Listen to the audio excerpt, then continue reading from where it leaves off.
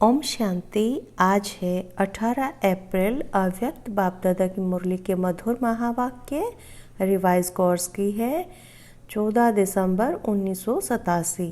मुरली का टाइटल है संगम योगी ब्राह्मण जीवन की 3 विशेषताएं। आज बाप दादा अपने सर्व सदा साथ रहने वाले, सदा सहयोगी बन, सेवा के साथी बन, सेवा करने वाले और साथ चलने वाले श्रेष्ठ बच्चों को देख हर्षित हो रहे हैं। साथ रहने वाले अर्थात सहज स्वतः योगी आत्माएं, सदा सेवा में सहयोगी साथी बन चलने वाले अर्थात ज्ञानी तू आत्माएं, सच्चे सेवाधारी साथ चलने वाले अर्थात समान और संपन्न कर्मातीत आत्माएं। बाप दादा सभी बच्चों में यह 3 विशेषताएं देख रहे हैं कि तीनों बातों में कहाँ तक संपूर्ण बने हैं। संगम युग के श्रेष्ठ ब्राह्मण जीवन की विशेषताएं यह तीनों ही आवश्यक हैं। योगी तू आत्मा, ज्ञानी तू आत्मा और बाप समान कर्मातीत आत्मा। इन तीनों में से अगर एक भी विशेषता में कमी है तो ब्राह्मण जीवन की विशेषताओं के अनुभवी न बनना अर्थात संपूर्ण ब्राह्मण जीवन का सुख व प्राप्तियों से वंचित रहना है। क्योंकि बाप दादा सभी बच्चों को संपूर्ण वरदान देते हैं। ऐसे नहीं कि यथाशक्ति योगी भव व यथाशक्ति ज्ञानी तू आत्मा भव, ऐसा वरदान नहीं देते हैं। साथ साथ संगम युग जो सारे कल्प में विशेष युग है, इस युग अर्थात समय को भी वरदानी समय कहा जाता है। क्योंकि वरदाता बाप वरदान बांटने इस समय ही आते हैं।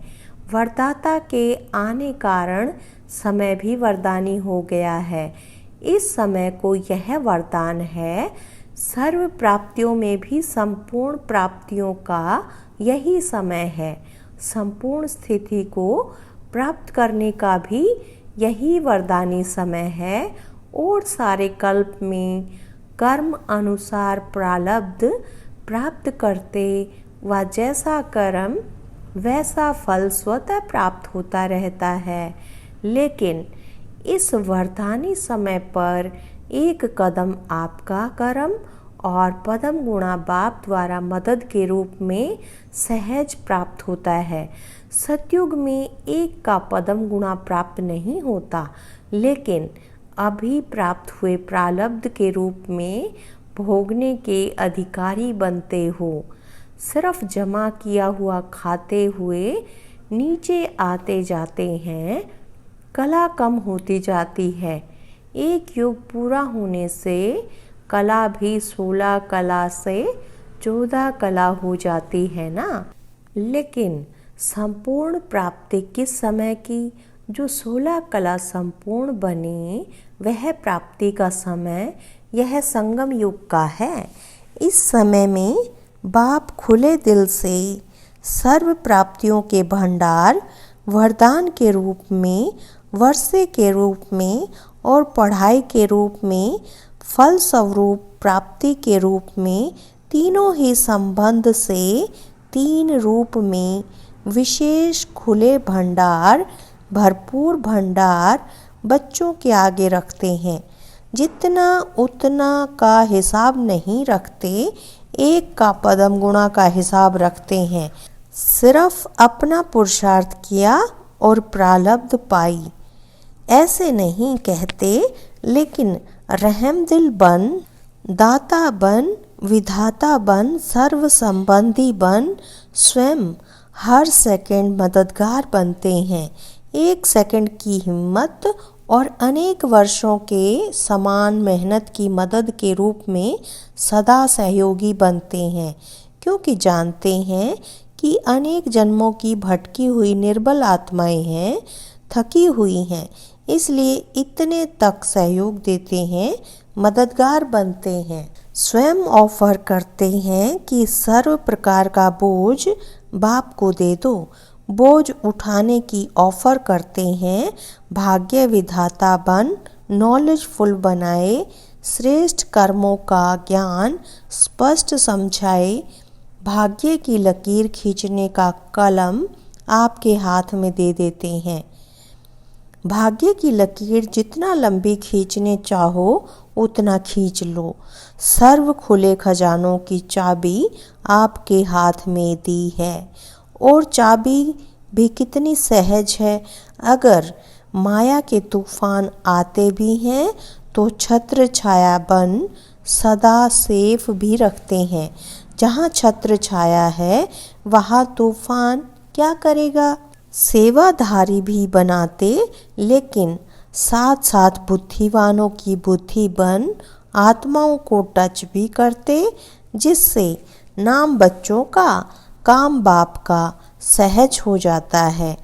इतना लाड और प्यार से लाडले बनाए पालना करते, जो सदा अनेक झूलों में झूलते रहते हैं, पाँव नीचे नहीं रखने देते। कभी खुशी के झूले में, कभी सुख के झूले में, कभी बाप की गोदी के झूले में, आनंद प्रेम शांति के झूले में झूलते रहो। झूलना अर्थात मौज मनाना, यह सर्व प्राप्तियाँ इस वरदानी समय की विशेषता है। इस समय वरदाता विधाता होने के कारण, बाप और सर्व संबंध निभाने के कारण बाप रहमदिल है। एक का पदम देने की विधि इस समय की है। अंत में हिसाब किताब चुकतू करने वाले अपने साथी से काम लेंगे। साथी कौन है जानते हो ना। फिर यह एक का पदम गुणा का हिसाब समाप्त हो जाएगा। अभी रहमदिल है, फिर हिसाब किताब शुरू होगा। इस समय तो माफ़ भी कर देते हैं, कड़ी भूल को भी माफ़ कर और ही मददगार बन आगे उड़ाते हैं। सिर्फ दिल से महसूस करना अर्थात माफ़ होना। जैसे दुनिया वाले माफ़ी लेते हैं, यहाँ उस रीति से माफ़ी नहीं लेनी होती। महसूसता की विधि ही माफ़ी है। तो दिल से महसूस करना, किसके कहने से या समय पर चलाने के लक्ष्य से यह माफ़ी मंजूर नहीं होती। कई बच्चे चतुर भी होते हैं, वातावरण देखते हैं तो कहते अभी तो महसूस कर लो, माफ़ी ले लो, आगे देखेंगे। लेकिन बाप भी नॉलेजफुल है, जानते हैं, फिर मुस्कुराते छोड़ देते हैं, लेकिन माफ़ी मंजूर नहीं करते। बिना विधि के सिद्धि तो नहीं मिलेगी ना। विधि एक कदम की है और सिद्धि पदम कदम जितनी होगी। लेकिन एक कदम की विधि तो यथार्थ हो ना। तो इस समय की विशेषता कितनी है, वह वरदानी समय कैसे है, यह सुनाया। वरदानी समय पर भी वरदान नहीं लेंगे तो और किस समय लेंगे। समय समाप्त हुआ और समय प्रमाण, यह समय की विशेषता भी सब समाप्त हो जाएंगी। इसलिए जो करना है, जो लेना है, जो बनाना है, वह अब वरदान के रूप में बाप की मदद के समय में कर लो, बना लो। फिर यह डायमंड चांस नहीं मिल सकता। समय की विशेषताएं तो सुनी। समय की विशेषताओं के आधार पर ब्राह्मण जीवन की जो 3 विशेषताएं बताई, इन तीनों में संपूर्ण बनो। आप लोगों का विशेष स्लोगन भी यही है, योगी बनो, पवित्र बनो, ज्ञानी बनो, कर्मातीत बनो। जब साथ चलना ही है तो सदा साथ रहने वाले ही साथ चलेंगे। जो साथ नहीं रहते वह साथ चलेंगे कैसे। समय पर तैयार ही नहीं होंगे साथ चलने के लिए, क्योंकि बाप समान बनना अर्थात तैयार होना है। समानता ही हाथ और साथ है, नहीं तो क्या होगा। आगे वालों को देखते पीछे पीछे आते रहे तो यह साथी नहीं हुए।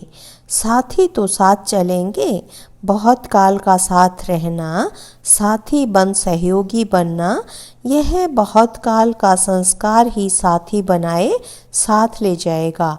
अभी भी साथ नहीं रहते, इससे सिद्ध है कि दूर रहते हैं।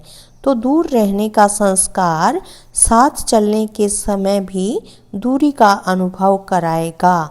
इसलिए अभी से तीनों ही विशेषताएं चेक करो। सदा साथ रहो, सदा बाप के साथी बन सेवा करो। करावनहार बाप, निमित्त करनहार मैं हूँ। तो कभी भी सेवा हलचल में नहीं लाएगी। जहाँ अकेले हो तो मैंपन में आते हो, फिर माया बिल्ली म्याऊं म्याऊं करती है। आप मैं करते, वह कहती मैं आऊं। माया को बिल्ली कहते हो ना। तो साथी बन सेवा करो। कर्मातीत बनने की भी परिभाषा बड़ी गुह्य है, वह फिर सुनाएंगी। आज सिर्फ यह 3 बातें चेक करो और समय की विशेषताओं का लाभ कहाँ तक प्राप्त किया है। क्योंकि समय का महत्व जानना अर्थात महान बनना, स्वयं को जानना, बाप को जानना, जितना यह महत्व का है वैसे समय को जानना भी आवश्यक है। तो समझा क्या करना है। बाप दादा बैठ रिजल्ट सुनावें, इससे पहले अपने रिजल्ट अपने आप निकालो। क्योंकि बाप दादा ने रिजल्ट अनाउंस कर ली तो रिजल्ट को सोचेंगे कि अब तो अनाउंस हो गया, अब क्या करेंगे। अब जो हूँ जैसी हूँ ठीक हूँ। इसलिए फिर भी बाप दादा कहते यह चेक करो, यह चेक करो। यह इनडायरेक्ट रिजल्ट सुना रहे हैं, क्योंकि पहले से कहा हुआ है कि रिजल्ट सुनाएंगे और समय भी दिया हुआ है।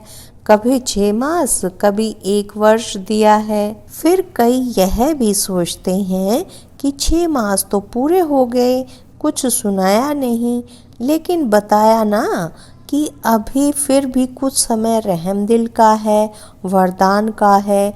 अभी चित्रगुप्त गुप्त है, फिर प्रत्यक्ष होगा। इसलिए फिर भी बाप को रहम आता है।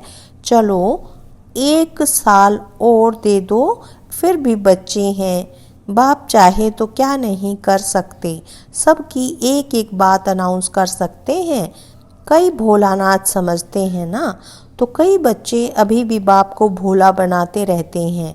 भोलानाथ तो है, लेकिन महाकाल भी है।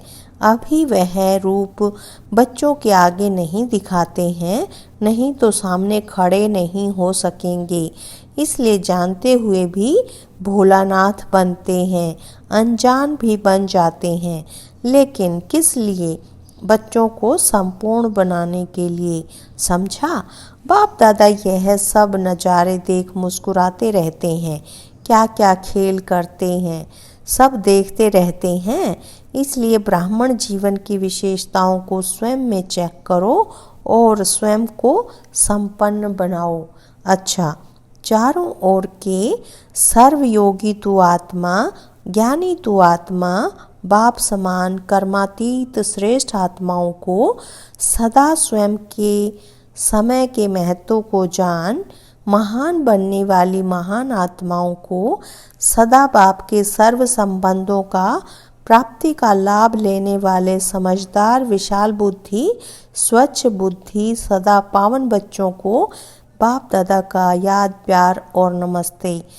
हम रूहानी बच्चों की रूहानी बाप दादा को याद प्यार, गुड मॉर्निंग और नमस्ते। पार्टियों से मुलाकात, सदा अपने को सर्व शक्तियों से संपन्न मास्टर सर्वशक्तिवान आत्माएं अनुभव करते हो। बाप ने सर्व शक्तियों का खजाना वर्षे में दे दिया, तो सर्व शक्तियाँ अपना वर्षा अर्थात खजाना है, अपना खजाना साथ रहता है ना। बाप ने दे दिया, बच्चों का हो गया। तो जो चीज़ अपनी होती है वह स्वतः याद रहती है। वह जो भी चीज़ें होती हैं वह विनाशी होती हैं और यह वर्षा व शक्तियाँ अविनाशी हैं। आज वर्षा मिला कल समाप्त हो जाए ऐसा नहीं। आज खजाने हैं, कल कोई जला दे, कोई लूट ले, ऐसा खजाना नहीं है। जितना खर्चो उतना बढ़ने वाला है। जितना ज्ञान का खजाना बांटो उतना ही बढ़ता रहेगा। सर्व साधन भी स्वतः ही प्राप्त होते रहेंगे। तो सदा के लिए वर्षे के अधिकारी बन गए, यह खुशी रहती है ना। वर्षा भी कितना श्रेष्ठ है, कोई अप्राप्ति नहीं, सर्व प्राप्तियां हैं। अच्छा, अमृत वेले विदाई के समय दादियों से तथा दादी निर्मल शांता से बाप दादा की मुलाकात। महारथियों की हर कदम में सेवा है, चाहे बोले चाहे नहीं बोले, लेकिन हर कर्म हर चलन में सेवा है। सेवा बिना एक सेकंड भी रह नहीं सकते, चाहे मनसा सेवा में हो, चाहे वाचा सेवा में, चाहे संबंध संपर्क से। लेकिन निरंतर योगी भी हैं तो निरंतर सेवाधारी भी हैं। अच्छा है, जो मधुबन में खजाना जमा किया वह सभी को बांट के खिलाने लिए जा रही हो। महारथियों का स्थान पर रहना भी अनेक आत्माओं का स्थूल सहारा हो जाता है। जैसे बाप छत्र छाया है, ऐसे बाप समान बच्चे भी छत्र छाया बन जाते हैं। सभी देख करके कितने खुश होते हैं। तो यह वरदान है सभी महारथियों को। आँखों का वरदान, मस्तक का वरदान, कितने वरदान हैं। हर कर्म करने वाली निमित्त कर्मेंद्रियों को वरदान है। नैनों से देखते हो तो क्या समझते हैं? सभी समझते हैं ना कि बाप की नज़र का इन आत्माओं की नज़र से अनुभव होता है। तो नैनों को वरदान हो गया ना। मुख को वरदान है, इस चेहरे को वरदान है, कदम कदम को वरदान है। कितने वरदान हैं, क्या गिनती करेंगे। औरों को तो वरदान देते हैं, लेकिन आपको पहले से ही वरदान मिले हुए हैं। जो भी कदम उठाओ वरदानों से झोली भरी हुई हो। जैसे लक्ष्मी को दिखाते हैं ना, उसके हाथ से धन सभी को मिलता ही रहता है, थोड़े समय के लिए नहीं, सदा संपत्ति की देवी बन संपत्ति देती ही रहती है। तो यह किसका चित्र है? तो कितने वरदान हैं। बाप तो कहते हैं कोई वरदान रहा ही नहीं, तो फिर क्या दें, वरदानों से ही सजे हुए चल रहे हो। जैसे कहते हैं ना, हाथ घुमाया तो वरदान मिल गया। तो बाप ने तो समान भाव का वरदान दिया, इससे सब वरदान मिल गए। जब बाप अव्यक्त हुए तो सभी को समान भाव का वरदान दिया ना। सिर्फ सामने वालों को नहीं, सभी को दिया। सूक्ष्म रूप में सब महावीर बाप के सामने रहे और वरदान मिला। अच्छा, आप लोगों के साथ सभी की दुआएं और दवाई है ही, इसलिए बड़ी बीमारी भी छोटी हो जाती है। सिर्फ रूपरेखा दिखाती है, लेकिन अपना दाव नहीं लगा सकती है। यह सूली से कांटे का रूप दिखाती है। बाकी तो बाप का हाथ और साथ सदा है ही। हर कदम में, हर बोल में बाप की दुआ दवा मिलती रहती है। इसलिए बेफिक्र रहो। इससे फ्री कब होंगी? ऐसे फ्री हो जाओ तो फिर सूक्ष्म वतन में पहुंच जाओ। इससे औरों को भी बल मिलता है। यह बीमारी भी आप लोगों की सेवा करती है, तो बीमारी बीमारी नहीं है, सेवा का साधन है। नहीं तो और सब समझेंगे कि इन्हों को तो मदद है, इन्हों को अनुभव थोड़े ही है। लेकिन अनुभवी बनाए औरों को हिम्मत दिलाने की सेवा के लिए थोड़ा सा रूपरेखा दिखाती है, नहीं तो सभी दिल शिकस्त हो जाएं। आप सभी एग्जाम्पल रूप से थोड़ी रूपरेखा देखते, बाकी चुकतू हो गया है। सिर्फ रूपरेखा मात्र रहा हुआ है। अच्छा, विदेशी भाई बहनों से दिल से हर आत्मा के प्रति शुभ भावना रखना, यही दिल की थैंक्स है। बाप की हर कदम में हर बच्चे को दिल से थैंक्स मिलती रहती है। संगम युग को सर्व आत्माओं के प्रति सदा के लिए थैंक्स देने का समय कहेंगे। संगम युग पूरा ही थैंक्स डे है। सदा एक दो को शुभ कामना, शुभ भावना देते रहो और बाप भी देते हैं। अच्छा, वरदान है, खुशी के साथ शक्ति को धारण कर विघ्नों को पार करने वाले विघ्न जीत भव। जो बच्चे जमा करना चाहते हैं वह शक्तिशाली बनते हैं। यदि अभी अभी कमाया, अभी अभी बांटा, स्वयं में समाया नहीं तो शक्ति नहीं रहती। सिर्फ बांटने व दान करने की खुशी रहती है। खुशी के साथ शक्ति हो तो सहज ही विघ्नों को पार कर विघ्न जीत बन जाएंगे। फिर कोई भी विघ्न लगन को डिस्टर्ब नहीं करेंगे। इसलिए जैसे चेहरे से खुशी की झलक दिखाई देती है, ऐसे शक्ति की झलक भी दिखाई दे। स्लोगन है, परिस्थितियों में घबराने के बजाय उन्हें शिक्षक समझकर पाठ सीख लो। परिस्थितियों में घबराने के बजाय उन्हें शिक्षक समझकर पाठ सीख लो। अच्छा, ओम शांति, ओम शांति।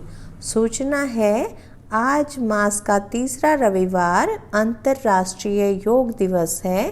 बाबा के सभी बच्चे शाम 6:30 से 7:30 बजे तक विशेष परम धाम के ऊंचे स्थान पर स्थित हो लाइट माइट हाउस बन प्रकृति सहित पूरे विश्व को सर्च लाइट देने की सेवा करें। अच्छा, ओम शांति।